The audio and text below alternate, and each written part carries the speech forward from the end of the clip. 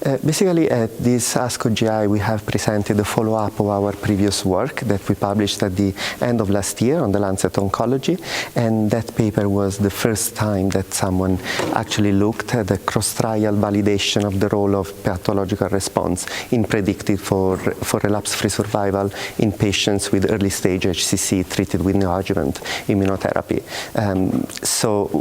Since every single trial that has looked at the use of immune checkpoint inhibitors in this setting had up to 30 patients investigating the role of pathological response in this setting, and in particular its association with survival was quite limited, that it was not possible to do within each single trial.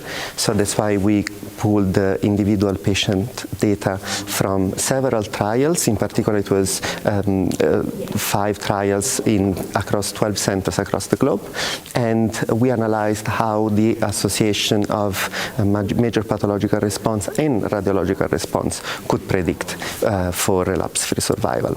And we were able to demonstrate that patients with pathological response actually had a longer relapse-free survival, regardless of the treatment received, regardless of the agents, regardless of the length of the treatment. So that was interesting. But during that trial, during that study, we identified a couple of unmet needs in this setting. First of all, the main issue was to understand the association and the relationship between radiological and pathological response. What is the best endpoint to predict for survival in this setting? And in particular, we saw that not all patients with a radiological response also achieved the pathological response, and vice versa. So there was quite an interesting discrepancy.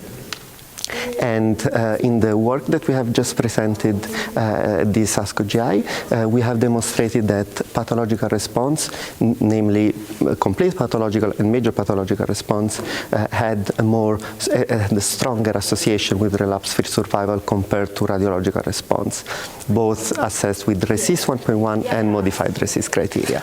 And also we have highlighted how there is a significant yet imperfect association between pathological and radiological response. And at the end of this work, we really need to assess, to better assess how to consider pathological response. We do not have a consensus on standardized criteria to measure pathological response, and I imagine that in the next future in clinical trial design, especially for phase 3 trials in this setting, we really need standardized endpoints, hard endpoints that can predict for survival.